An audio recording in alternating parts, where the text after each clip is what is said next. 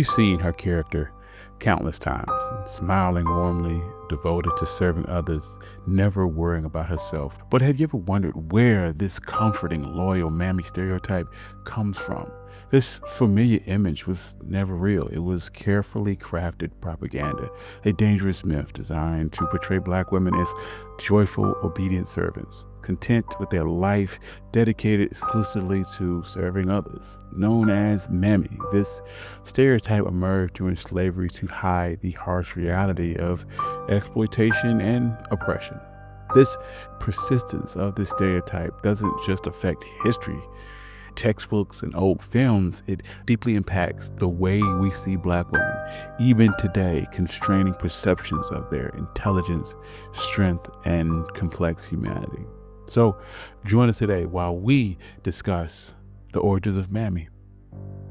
And if you like stories like this, you can find more stories like this at onemichistory.com. If you like audio-only episodes, you can find One Mic History wherever you get your podcasts. But without further ado, let's get started. The Mammy stereotype didn't just appear from nowhere. It grew directly out of America's difficult history of enslavement, especially during the 1700s through the 1800s. Enslaved black women were forced to take care of white families, cooking the meals, cleaning their houses, washing their clothes, and caring for children that weren't their own. And imagine how painful it must have been for a mother to soothe another family's child, knowing that she might be forever separated from her own children at any moment. Yet these feelings and struggles were completely ignored, and these enslaved women were treated like property more than people. And these harsh realities weren't just limited to southern plantations. Many northern households relied on enslaved workers too. George Washington, for instance, America's first president, depended every day on enslaved black folks like his cook Hercules or his housemaid Doll for comfort and convenience.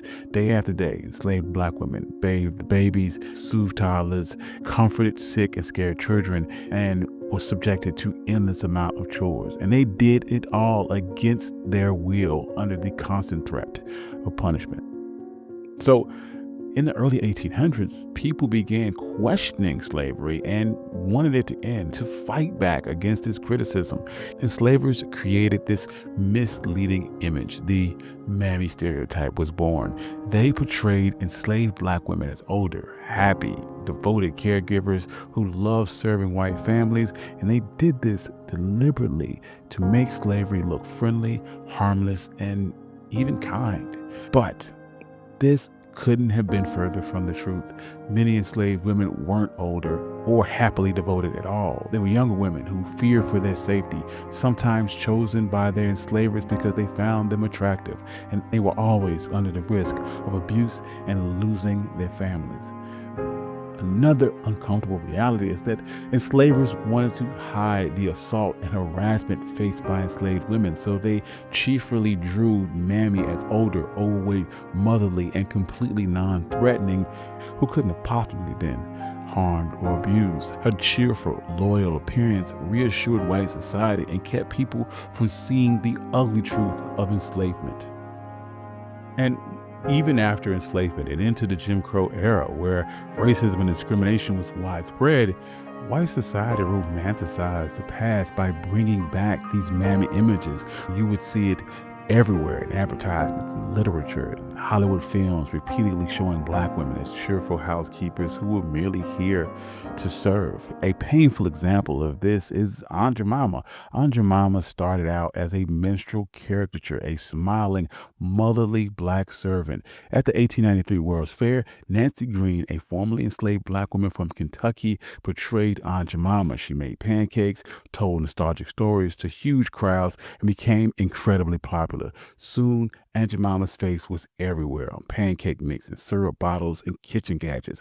For over a century, the brand relied on a character that reinforced these negative stereotypes. Finally, after years of black Americans pointing out how painful and how outdated this image was, Quaker Oats changed the name and image of Aunt Jemima in 2021, now calling it Pearl Milling Company. But other brands like Uncle Ben's Rice, Mrs. Butterworth Syrup, Cream of Wheat's rosters used similar stereotypes to sell their products. People began pushing back against these depictions many decades ago, and even as early as the 1920s, Black consumers voiced frustration, saying these advertisements remind us painfully of slavery and refusing to buy products that promote harmful stereotypes. Hollywood also contributed significantly to keeping the Mammy stereotype alive. A famous example of this is Hattie McDaniel, who portrayed Mammy in the 1939 Gone with the Wind. She became the first African American to win an Oscar. But even then, due to segregation, she had to sit separately from her white co-stars during the ceremony, and McDaniel later expressed a conflicted view, famously stating that I'd rather make $7,000 a week to play a maid than $7 a week to be one. Even today, this harmful stereotype sometimes shows up in movies and TV shows, comedic or comforting Black characters who only exist to serve or care for the white protagonist. Recently popular shows like Netflix Bridgerton or movies like The Help face criticisms for giving their Black characters limited stories or roles as caregivers or emotional support rather than fully realized individuals. This archetype will be called the magical Negro, characters who seem wise and helpful but lack their own development and humanity. Television shows also featured these overly simplified, friendly, smiling housekeepers. Later, sitcoms like A Different World, an episode called Mammy Dearest, openly addressed and critiqued these harmful stereotypes, providing a rare conversation on the challenges that Black women face in their portrayals in the media. These stereotypes weren't just on screen. They appeared in everyday collectible items like dolls, ceramics, kitchenware. Many people still buy and sell and collect these items as nostalgia or as collector pieces, even though these images are clearly offensive relics of a racist past. A striking example of this is Mammy's Cupboard, a Mississippi restaurant literally shaped like a smiling Mammy figure. Its continued existence shows how difficult it is for society to let go of even the most obvious of racial symbols. Even Oprah Winfrey, one of the most powerful figures in American media, faced these stereotypes directly. In 1986, producers of Saturday Night Live asked her to appear as Aunt Jemima. Obviously, Oprah refused, pointing out how persistent and damaging these images remain for Black women everywhere. In the end, the Mammy stereotype has lingered because it simplifies Black women and restricts them primarily to caregiver roles, seen only through their relationship with white people. The stereotype is far from harmless or accurate. Instead, it is deeply hurtful myth created to justify racist belief and unfair treatment. In reality, this image erased real lives, voices, and struggle of these women. History clearly shows that they faced hardships, trauma, and injustice every day, but still found the strength to keep going. And this reality is constantly ignored by these simplified portrayals.